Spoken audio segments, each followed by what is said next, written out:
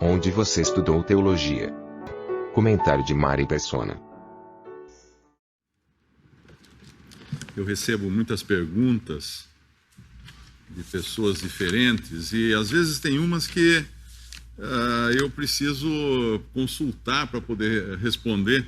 Eu recebi várias perguntas assim: Jesus é a chave da hermenêutica? Olha que pergunta. Jesus é a chave da hermenêutica? E eu, na realidade, eu nunca fiz um curso de teologia. Eu fiz o curso primário, depois eu fiz o curso ginasial. Durante o curso ginasial, eu fiz um curso de especialização, né, vamos chamar assim, que era no Instituto Universal Brasileiro. Eu vi num gibi, então eu mandei o formulário lá e assinei aquele curso de desenho artístico. E fiz em casa, por correspondência, esse curso de desenho artístico. Aí eu fiz o curso colegial e depois eu fiz cursinho, aquela coisa toda, e entrei na faculdade de arquitetura. Então eu nunca fiz um curso de teologia, então eu não sei, eu não sabia, pelo menos até esses dias, não sabia o que era hermenêutica. Hermenêutica. Aí eu fui consultar na Wikipedia. Hermenêutica é um ramo da filosofia que estuda a teoria da interpretação, que pode se referir tanto à arte da interpretação quanto à prática e treino da interpretação. A hermenêutica tradicional se refere ao estudo da interpretação de textos escritos, especialmente nas áreas da literatura, religião e direito. Então, eu entendi que a hermenêutica seria um método de você interpretar textos. Então, seria Jesus a chave da interpretação dos textos? Eu acho que foi essa a dúvida que o meu leitor enviou para mim. Bom, daí pesquisando mais, eu descobri que, na realidade, nesse universo teológico, a hermenêutica depende do gosto de cada um. Tem uns que usam a hermenêutica católica, outros usam a hermenêutica protestante, outros usam a hermenêutica do pacto, outros usam a hermenêutica dispensacional. Cada um escolhe, então, que hermenêutica vai usar. E aí fica ainda a questão: Jesus é a chave da hermenêutica? Aí eu me lembrei de um versículo em Lucas 11:52, quando o Senhor Jesus falou para os teólogos do seu tempo, aqueles que tinham a chave da hermenêutica, aqueles que sabiam interpretar as Escrituras. Ele disse para eles assim: ai de vós, doutores da lei, que tirastes a chave da ciência ou do conhecimento, vós mesmos não entrastes e impedistes os que entravam. A história do cristianismo é cheia de exemplos de pessoas que tiraram a chave do conhecimento, que privaram as pessoas de conhecer a verdade para deter o poder. Porque quando você priva as pessoas de conhecer a verdade, você priva as pessoas de ter poder. Você tem o poder. Elas têm que vir até você para perguntar as coisas. Você que tem que explicar as coisas para elas. Isso é religião. E é desse tipo de comportamento, desse tipo de atitude que o Senhor falou: vós, doutores da lei, tirastes a chave da ciência, vós mesmos não entrastes e impedistes os que entravam. Se alguém disser a você que é impossível você conhecer a verdade sem a ajuda de um teólogo, sem a ajuda de uma faculdade, sem a ajuda... Esqueça, não é nada disso. Não é nada disso. Deus deu a verdade para aqueles que creem em Cristo. Tudo que você precisa saber é Jesus. Cristo Jesus veio ao mundo para salvar os pecadores. O Pai enviou o seu Filho, não para que condenasse o mundo, mas para que o mundo fosse salvo por ele. Para que as pessoas fossem salvas por ele. Tudo isso é tudo que você precisa saber. É claro que a Bíblia é muito mais profunda, tem muito mais coisa, mas para ser salvo, a chave do conhecimento da Bíblia e da interpretação da Bíblia é o próprio Jesus, o próprio Senhor Jesus. E as respostas para as questões da Bíblia não estão em compêndios de teologia, estão na própria Bíblia. A Bíblia responde à Bíblia. Quando nós lemos lá em Gênesis, quando fala de uma serpente, nós podemos perguntar: quem é essa serpente? Aí nós vamos em Apocalipse, o último livro, do primeiro livro nós vamos ao último, e lá está escrito assim: o diabo, a antiga serpente, que é Satanás. Pronto, respondeu. A Bíblia respondeu a Bíblia. E se você quiser conhecer realmente a verdade, Leia a Bíblia. Leia a Bíblia, mas não assim, eu vou ler, mas eu não vou entender. Não importa, hoje eu almocei. Eu comi a comida que tinha lá, comi arroz, comi um legume, comi peixe. Agora eu pergunto, eu sei o que tem no arroz? Eu não. Qual é a composição química do arroz? Qual a composição química? Não sei, eu como e esses alimentos me alimentam. E aí, acabou, para aí, eu não preciso conhecer tudo a respeito do alimento para comer, eu como simplesmente. Então, leia a Bíblia. Ali está Jesus. E um exercício, existe um livro que ficou conhecido anos atrás, ainda você encontra nas livrarias, chama-se Onde está o Wally? Onde está o Wally? É um livro bonito, colorido, tem várias versões dele, e tem um bonequinho chamado Wally, que ele tem uma camiseta listrada vermelha e branca, uma touquinha vermelha e branca e óculos. E ele está, as cenas, cada página do livro é uma cidade medieval, ou uma cidade moderna, ou uma batalha entre soldados, são cenas diferentes. Um monte de bichinho, bonequinho, assim, de personagens interagindo naquela cena, todos pequenininhos, e você tem que procurar onde está o óleo, onde está esse rapazinho com a camiseta listrada vermelha e branca. Quando você lê a Bíblia, pergunte assim, onde está Jesus na Bíblia, no texto? Porque ele está lá. Ele está de Gênesis até Apocalipse. Quando você lê, busque, mas com sabedoria que o Espírito Santo dá. Paulo escreveu em 1 Coríntios 2,14, ora, o homem natural não compreende as coisas do Espírito de Deus, porque lhe parecem loucura, e não pode entendê-las, porque elas se discernem espiritualmente. O que isso quer dizer? Que o homem, na sua inteligência natural, ele não vai entender as coisas de Deus. Porque as coisas de Deus só podem ser entendidas pelo Espírito de Deus. Porque o Espírito de Deus é que conhece as coisas de Deus. O homem não conhece. Então, a menos que o Espírito Santo de Deus revele ao seu coração as coisas de Deus, é perda de tempo. Você fazer 200 faculdades, 300 pós-graduações, sair com o título de doutor em divindade. Você não teria vergonha de ser chamado de doutor em divindade? Pensa bem, né? O que você é? Eu sou doutor em divindade. Então, de divindade você entende tudo? É isso que quer dizer? Não. Deus deu a verdade para os simples. Para os simples. E quando você vai para a Bíblia, você encontra Jesus em todos os lugares. Quando o Senhor Jesus, em Lucas 24, 27, ele estava andando com aqueles dois, depois da sua ressurreição, com 2 discípulos que caminhavam para Emaús, lá diz que ele, começando por Moisés e por todos os profetas, Moisés, que escreveu o Pentateuco, e por todos os profetas, que é quase que o restante do Antigo Testamento inteiro, explicava-lhes o que dele, de Jesus, se achava em todas as Escrituras. Olha que coisa linda. Isso, ele queria dizer que em todo o Antigo Testamento falava dele, falava só de Jesus. Em João 5,39, ele disse aos doutores da lei, aos teólogos da sua época, examinais as Escrituras, porque vós cuidais ter nelas a vida eterna, e são elas que de mim testificam. São elas que de mim testificam. Por isso que eles queriam esconder a chave da sabedoria, para não deixar que as pessoas entrassem, para não permitir, porque eles mesmos não iam entrar.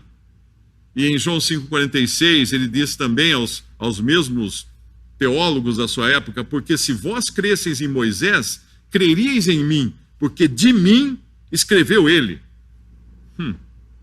Quando os teólogos dos dias de Jesus prenderam Jesus, eles queriam calar o testemunho de Deus vivo, que era a pessoa do Filho de Deus, Deus e homem.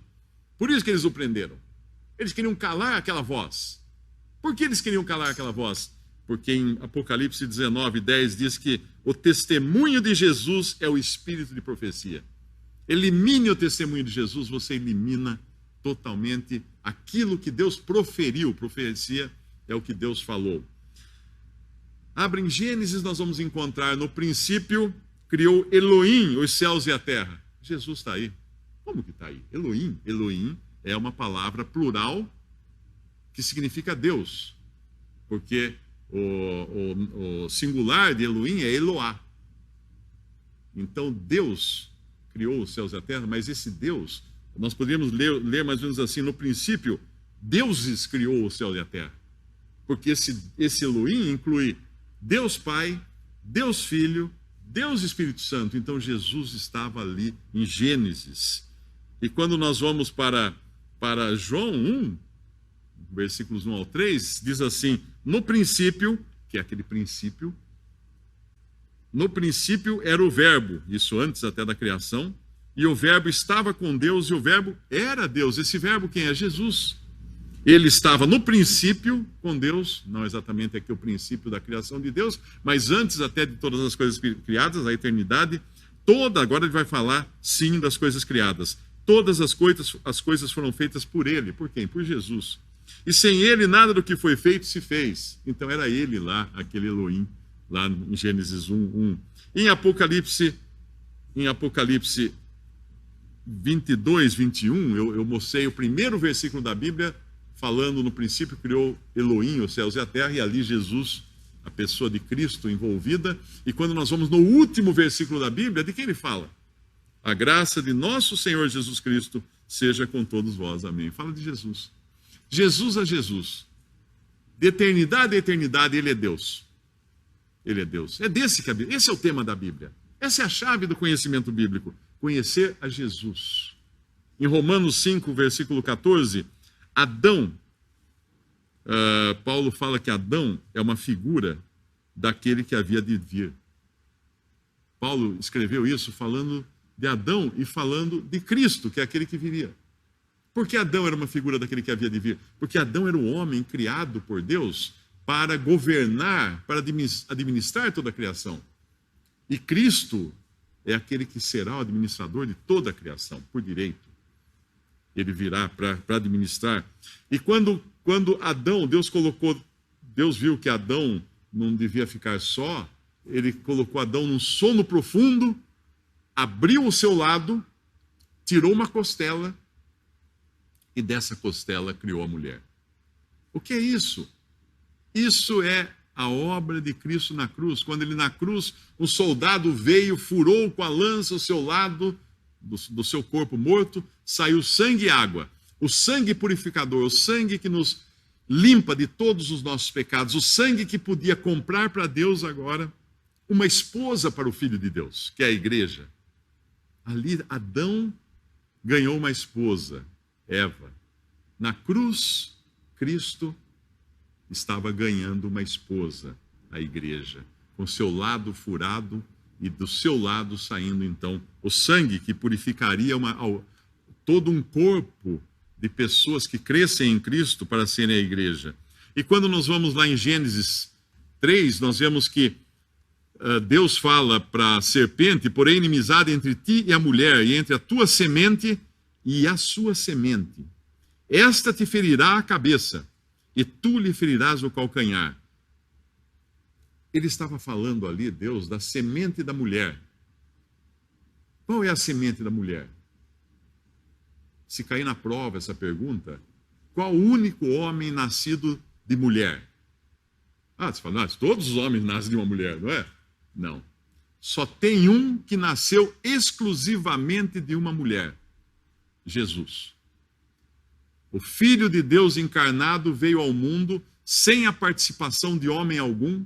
O Espírito Santo fecundou Maria, virgem, e ela deu à luz Jesus. O Filho de Deus feito homem, o Filho de Deus encarnado. O único ser vivo que nasceu apenas de mulher. Porque Deus prometeu lá no Gênesis que viria a semente da mulher, não a semente do homem, não a semente da humanidade, a semente da mulher esmagaria a cabeça da serpente. E quando nós vamos para Hebreus 2, 14 a 15, diz que visto como os filhos participam da carne e do sangue, também ele participou das mesmas coisas para que, pela morte, aniquilasse o que tinha o império da morte, isto é, o diabo. E livrasse todos os que com medo da morte estavam por toda a vida sujeitos à servidão. Fechou agora. Fechou. Lá Deus prometeu que viriam esmagar a cabeça da serpente. Agora em Hebreus, no final da Bíblia, diz que ele veio para aniquilar e aniquilou aquele que tinha o poder ou o império da morte, o diabo. Quando lá em Gênesis também, Deus fez o Senhor Deus a Adão e a sua mulher túnicas e peles e os vestiu depois que eles caíram no pecado, Deus precisou matar um animal para fazer essas túnicas de pele. O que era isso? Era Cristo, mais uma vez, prefigurado naquele animal morto para cobrir o pecado do homem. Olha que maravilha como liga tudo na Bíblia, do Antigo Testamento até o Novo Testamento. E lá em Hebreus, capítulo 11, versículo 4, diz que pela fé, Abel ofereceu a Deus maior sacrifício do que Caim, pelo qual alcançou o testemunho de que era justo, dando Deus testemunho dos seus dons, e por ela, depois de morto, ainda fala. Que sacrifício era esse que Abel podia ter oferecido a Deus, que mesmo depois de morto, esse sacrifício ainda é anunciado? Aquele animal morto que Abel sacrificou era uma figura de Cristo. Ele ouviu de Adão e Eva que Deus tinha matado um animal para cobri-los com a sua pele, e então Abel fez a mesma coisa, matou um animal e ofereceu aquilo como sacrifício a Deus, e aquilo até hoje é mantido como fresco, como sempre presente, como sempre do dia, porque o sacrifício de Cristo é assim. Quando nós lemos lá em Apocalipse, capítulo 5, que João vê um cordeiro, como havendo sido morto, é muito importante a maneira, a redação da Bíblia, porque ele não viu um cordeiro morto, ou não viu um cordeiro que tinha morrido, ele viu um cordeiro como havendo sido morto. Por quê? Porque as marcas nas mãos e nos pés e no lado do Senhor Jesus Cristo são marcas frescas eternamente.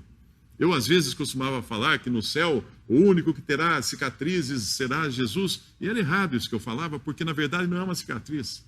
Ele não terá cicatrizes, ele terá feridas frescas, porque ele é um cordeiro como havendo sido morto, como se tivesse aquilo acabado de acontecer. E vai ser sempre assim.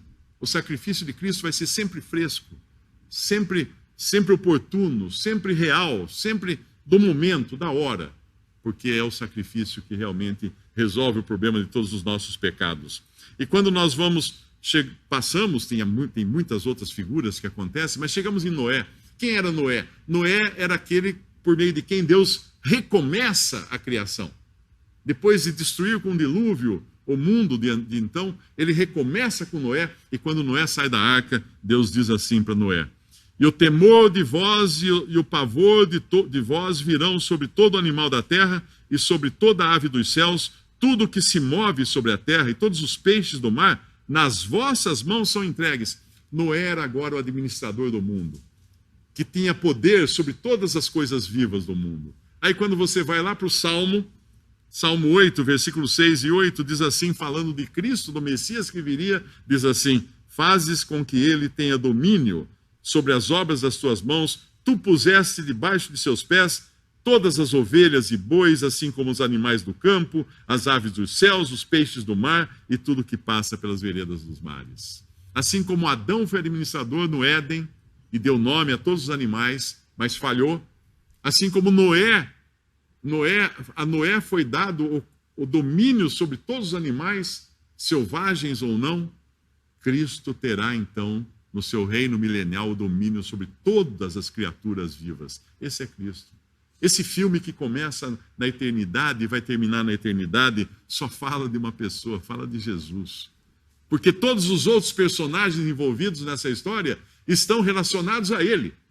Quando você assiste um filme, de repente, se aparecer um personagem que não tem nada a ver com o personagem principal do filme, que entra e sai, você fala, mas por que tinha essa pessoa no filme? Não tinha. Por que puseram? Não tinha nada a ver. Mas a Bíblia é uma história, é um filme de eternidade a eternidade, onde todos os personagens têm a ver com Cristo Jesus. Em Gênesis 50, 20, nós vamos encontrar, depois de passar por outros tipos, José. José é aquele jovem que foi vendido por seus próprios irmãos, lançado numa cova, pegaram as túnicas dele, mancharam com sangue de animais, queriam matá-lo, seus irmãos queriam matá-lo de inveja, mas mancharam com sangue de animais, deixaram de vivo, venderam para mercadores que iam para o Egito e mandaram a túnica para Jacó, que era o pai deles, dizendo, olha, uma fera matou o seu filho. E Jacó lamentou muito aquilo. E o que era isso? Cristo Jesus, invejado por seus irmãos judeus, sendo lançado na cova da morte, sendo vendido por preço de um escravo por Judas. É isso que aconteceu também com Jesus. Mas José vai para o Egito, José passa um apuro tremendo no Egito, José acaba no final como vice-rei de todo o Egito, e ele acaba salvando a sua família da fome, porque Deus o havia colocado lá. E o dia que ele se encontra com seus irmãos que tinham feito aquilo com ele, e ele se revela aos seus irmãos tremem até a base, porque de repente eles estão diante do grande vice-rei do Egito, que tinha poder de vida e morte sobre eles. Ele diz para eles assim: vós bem intentastes mal contra mim, porém Deus o intentou para bem, para fazer como se vê nesse dia, para conservar muita gente em vida. E um dia o Senhor Jesus vai encontrar os seus irmãos judeus e vai falar assim: vós intentastes mal contra mim, mas Deus permitiu que esse mal se transformasse em bem, para salvar muitas pessoas.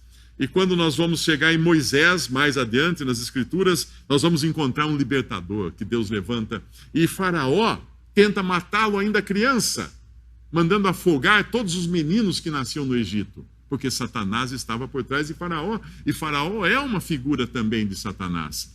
Porém, Moisés é salvo das águas, e o nome dele significa isso, foi salvo das águas. E Moisés cresce, e Moisés vai ser o libertador do Egito, e vai dos hebreus no Egito, tirá-los do Egito, e Moisés vai se casar com uma mulher chamada Zípora, que não era do povo de Deus, era uma gentia, era de fora do povo de Deus, mas ele se casa com Zípora.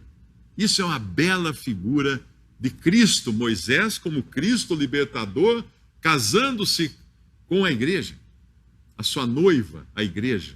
E o que quer dizer Zípora na sua palavra original? Passarinha. Passarinha é uma coisa pequenininha, fraquinha, insignificante, porque assim é a igreja também. Paulo, quando descreve a igreja, ele fala assim: e Deus escolheu as coisas vis deste mundo, e as desprezíveis, e as que não são, para aniquilar as que são, para que nenhuma carne se glorie perante ele. Isso é a igreja. A igreja é o conjunto dos salvos. E é o conjunto da pior espécie de pessoas do mundo. Os mais fracos, os mais tolos, os mais loucos, os mais imbecis desse mundo, que um dia creram em Jesus como Salvador. Isso é a igreja. Não são os poderosos. Deus não escolheu os melhores. Deus não escolheu a nata do mundo. Não. Para que ninguém se glorie, para que ninguém chegue na eternidade e fale assim: eu estou aqui porque fui uma grande pessoa, eu fui o cara, então eu cheguei aqui porque eu fui esperto, eu fiz muitas coisas maravilhosas, eu isso, aquilo. Não, não. Cristo Jesus veio ao mundo salvar pecadores. E antes que algum pentecostal me interpele com a ideia de que, sim, somos salvos pela fé em Jesus, porém, se não for da igreja, se não perseverar, se não fizer isso, fizer aquilo, a gente vai perder a salvação. Ah, meu filho, como é que você vai perder uma salvação que você não conseguiu conquistar? Como é que você vai conseguir mantê-la? Com seus esforços. A salvação é do começo ao fim, graça sobre graça somente, pela fé em Cristo e na sua obra redentora. Quando nós vemos, continuando lá na história dos hebreus, passando pelo deserto, nós vemos Paulo fazer uma menção disso, quando ele diz: irmãos, não quero que ignoreis que nossos pais estiveram todos debaixo da nuvem e todos passaram pelo mar. E o mar era uma figura da morte de Cristo. Quando os hebreus entraram de um lado, passaram pelo lugar de morte e saíram vivos do outro lado, rumando para a terra prometida. Mas enquanto isso eles estavam num deserto. Essa é a experiência de todo cristão. Quando você crê em Jesus como seu Salvador, é como você tendo morrido com Ele, porque você efetivamente, Deus olhará para você como morto com Cristo na cruz. O seu velho homem pregado lá na cruz com Cristo, exterminado de vez. E quando você sai agora para essa nova vida com Cristo, você sai onde? Num deserto. E esse é o mundo para o cristão. Um lugar onde não tem nada que possa oferecer de bom para o cristão. O mundo, um deserto. E Paulo continua escrevendo: irmãos, não quero que ignoreis que nossos pais estiveram todos debaixo da nuvem, todos passaram pelo mar, e todos foram batizados em Moisés, na nuvem e no mar. E todos comeram de uma mesma comida espiritual, e beberam todos de uma mesma bebida espiritual, porque bebiam da pedra espiritual que os seguia. E a pedra era Cristo. Como que uma pedra podia ser Cristo? Porque ele fala que a pedra era Cristo. Aquela caravana de hebreus atravessando o deserto, sempre que eles estavam com sede, eles olhavam e tinha uma pedra lá. E tinha água saindo da pedra. Como é que essa pedra veio parar aqui? A pedra era Cristo. E assim Cristo vai descedentar o seu povo através desse deserto que é o mundo. Vai sempre cuidar daqueles que creram nele enquanto passam por aqui rumo à sua pátria celestial, que no caso do cristão é o céu. E quando no Monte Sinai Moisés ficou 40 dias e 40 noites ouvindo falar o quê no Monte Sinai? Qual era o assunto que ele escutou naqueles 40 dias e 40 noites no Monte Sinai? Ele ficou ouvindo falar de Jesus. Como assim? Porque a lei que Deus deu a Moisés, os mandamentos daquela pedra gravada, aquilo ali eram tudo coisas impossíveis de um homem cumprir, exceto o único homem perfeito que pisaria nessa terra, que foi Jesus.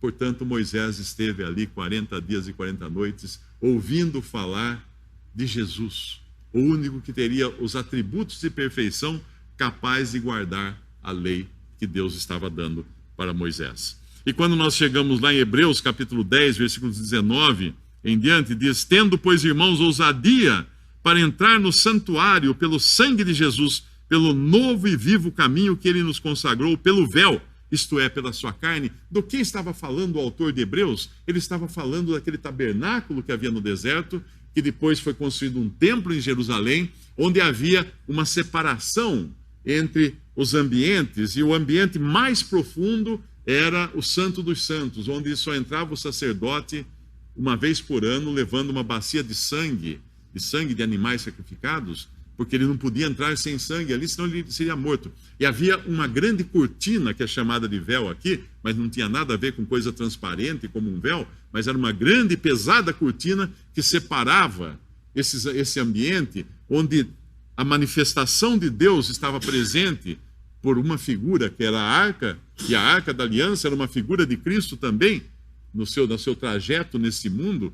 Ali tinha a arca, e quando Cristo morreu na cruz, a Bíblia fala nos evangelhos que o véu do templo, esse que mantinha o homem separado de Deus, foi rasgado de cima a embaixo, de Deus para os homens. Agora Deus abria o acesso total, livre e restrito a todo aquele que cresce no seu Filho Jesus. Tendo, pois, irmãos, ousadia para entrar no santuário, no Santo dos Santos, pelo sangue de Jesus, pelo novo e vivo caminho que ele nos consagrou, pelo véu, isto é, pela sua carne. Porque a sua carne foi rasgada na cruz pela lança do soldado. Essa foi a senha, vamos dizer assim, para que agora todo pecador pudesse ter acesso ao lugar onde só Deus podia estar antes, onde só o sacerdote podia entrar com sangue. Então, em Colossenses 2,17, Paulo vai falar das coisas do Antigo Testamento como sombras das coisas futuras. Tudo aquilo apontava em sombra para Cristo. Se eu vejo entrar a sombra de uma pessoa que está chegando aqui, eu vejo a sombra dela na parede ou no chão, eu sei que está chegando uma pessoa. E quando a pessoa chega, eu me alegro, porque chegou a pessoa. Eu me alegro em olhar a sombra, mas muito mais quando vejo a pessoa. Deixa de me ocupar com a sombra, agora eu vou me ocupar com as pessoas. Em Hebreus 8,5 fala que essas coisas do Antigo Testamento servem de exemplo e sombra das coisas celestiais. Todos os utensílios do tabernáculo e do templo representavam Cristo nos seus mais diferentes atributos e as coisas celestiais. Em Hebreus 9,11 fala assim: vindo Cristo, o sumo sacerdote dos bens futuros, por um maior e mais perfeito tabernáculo, não feito por mãos, isto é, não dessa criação, nem por sangue de bodes e bezerros, mas por seu próprio sangue, entrou uma vez no santuário, havendo efetuado uma eterna redenção. Portanto, quando você crê em Cristo, você recebe uma eterna redenção. Não é uma redenção provisória, não é uma redenção até você pecar novamente, não. Quando uma pessoa crê em Jesus como seu Salvador, todos os seus pecados são perdoados. Porque na cruz ele levou os seus pecados sobre si na cruz. Morreu por aqueles mesmos pecados. Ah, mas se eu pecar amanhã? Amigo, quando Cristo morreu na cruz, você nem existia. quando ele morreu e levou sobre si os seus pecados, você não existia lá. Então ele pagou todos, do começo ao fim, de toda a sua vida aqui na terra, foram lançados sobre ele na cruz, mesmo antes de você existir. Essa é a maravilha da salvação que Deus oferece. Não depende de você, depende só de Jesus Cristo e da sua obra. A única coisa que você tem que fazer é crer nisso, crer nele. Você continua lendo a Bíblia e vai encontrar mais e mais figuras até chegar nos profetas, que vão falar declaradamente, como Isaías 53, ele foi ferido por nossas transgressões, foi moído por causa das nossas iniquidades. O castigo que nos traz a paz estava sobre ele, e pelas suas pisaduras fomos sarados, porque as iniquidades deles levará sobre si. Isaías, escrito 700 anos antes de Jesus nascer neste mundo, já falava dele como aquele que iria levar sobre si todos os nossos pecados e iniquidades. E se você tivesse lido o Salmo, com todos aqueles capítulos tão extensos, você aprenderia que os Salmos são o diário de Jesus. O diário onde Jesus escreve os seus sentimentos, as suas dores, as suas aflições, a sua glória, onde ele descreve tudo que iria acontecer com ele, que aconteceu com ele, onde ele mostra a empatia dele com o seu povo terreno de Israel e com todos aqueles que creem nele também. Você vai encontrar o Salmo 22 falando de um homem abandonado na cruz, gritando, Deus meu, por que me abandonaste? E você vai no Evangelho, ele está na cruz, o mesmo Jesus gritando, Deus meu, por que me desamparaste? Aí no Salmo 23 você vê que Deus não o desamparou. Não. Ainda que eu ande pelo vale da sombra da morte, ele está comigo. E no Salmo 24 você vê ele reinando agora em glória, em majestade, como será quando ele vier para julgar as nações e estabelecer o seu reino aqui na terra, mas isso é para a terra. E hoje ele oferece a salvação para aqueles que querem morar no céu. É diferente. Deus tem um povo para morar na terra, Israel, mas Deus hoje, nesses últimos 2000 anos, ele está oferecendo uma salvação para aqueles candidatos à salvação eterna nos céus, os candidatos à noiva do Cordeiro, a esposa de Cristo, quando acontecer esse casamento nos céus. E isso tudo é apresentado, essa pessoa que é Cristo, nos evangelhos, quando Mateus fala dele como rei de Israel, Marcos fala dele como servo perfeito, Lucas fala dele como homem perfeito, e João fala de Jesus como Deus perfeito. Tanto é que o Evangelho de João não tem começo nem fim. Ele começa falando, no princípio era o verbo. Que princípio? Eternidade. Ele termina falando assim, se todas as coisas que Jesus Cristo fez fossem escritas, nem o mundo todo caberiam os livros que se haveriam de escrever. Ou seja, infinito. Começa no infinito o Evangelho de João, termina no infinito. Porque ali ele é apresentado como Deus e homem perfeito. Quando nós chegamos no versículo em 1 Timóteo 3,16, nós lemos que, sem dúvida alguma, grande é o mistério da piedade. Deus se manifestou em carne. E se você tinha dúvidas de que Jesus é Deus e homem, leia esse versículo, 1 Timóteo 3,16. Deus se manifestou em carne, como? Nascendo de uma virgem, aqui nesse mundo. Foi justificado no Espírito, visto dos anjos, pregado aos gentios, crido no mundo, recebido acima da glória. Essa é a história toda de Jesus. Morreu, encarnou neste mundo, nasceu, morreu, ressuscitou e foi recebido em glória nos céus. Eu gostei de um comentário que um irmão fez numa das reuniões recentemente, dizendo que em João 16, ele fala para os seus discípulos, né, que tenho muito que vos dizer, mas vós não podeis suportar agora, mas quando vier aquele Espírito da verdade, ele vos guiará em toda a verdade. E ele fala da diferença de João 16 e João 17, quando o Senhor não está mais falando com os seus discípulos, mas está falando com o Pai. Jesus falando com o Pai. E ele diz assim, assim como lhe deste poder sobre toda coisa, sobre toda a carne, deste poder ao Filho sobre toda a carne, para que dê a vida eterna a todos quantos lhe deste, e a vida eterna é esta, que te conheçam a ti só, por único Deus verdadeiro, e a Jesus Cristo a quem enviaste. Isso é vida eterna. Quanto você precisa saber da Bíblia para ser salvo? Que conheça a Jesus Cristo, o Deus verdadeiro, e a Jesus Cristo que veio do seio do Pai. Tudo isso que você precisa saber. E lá em João 17 continua dizendo assim: porque lhes dei as palavras que tu me deste, e eles a receberam, os que creem nele, e têm verdadeiramente conhecido que saí de ti, e creram que me enviaste. E não rogo somente por estes, mas também por aqueles que pela sua palavra hão de crer em mim. Pai, aqueles que me deste, quero que onde eu estiver, também eles estejam comigo, para que vejam a minha glória que me deste, porque tu me amaste antes da fundação do mundo. Isso é tudo que você precisa saber. Que Deus enviou o seu Filho ao mundo para salvar pecadores. Quando você crê em Jesus como seu Salvador e seu Senhor, você recebe imediatamente a sua salvação. Ah, mas eu preciso estudar teologia para saber? Não, você não precisa estudar nada. Eu nunca fiz um curso de teologia. Eu aprendo as coisas da Bíblia, aprendo as coisas nas reuniões com os irmãos reunidos ao nome do Senhor, o ministério dos irmãos, com os dons que Deus deu à igreja. Aprendo as coisas dos dons que escreveram livros também, irmãos do passado que escreveram sobre a pessoa de Cristo e deixaram um ministério escrito. E só, não precisa ser doutor em divindade. Não precisa da ajuda de uma faculdade de teologia. Não precisa de um diploma. Não. A chave de todo o conhecimento que você precisa é Jesus.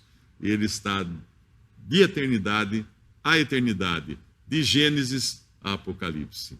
Tudo que você precisa saber agora e fazer agora é crer em Jesus como seu Salvador, reconhecer-se pecador, reconhecendo que paira um juízo sobre si.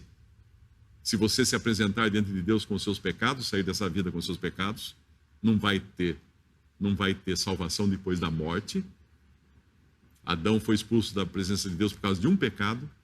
Então você, reconhecendo-se pecador, entregar sua vida a Ele, crendo nele. Reconheça Ele, creia que Ele na cruz pagou pelos seus pecados ali, os que são de você, mesmo quando você não existia. E agora Ele convida,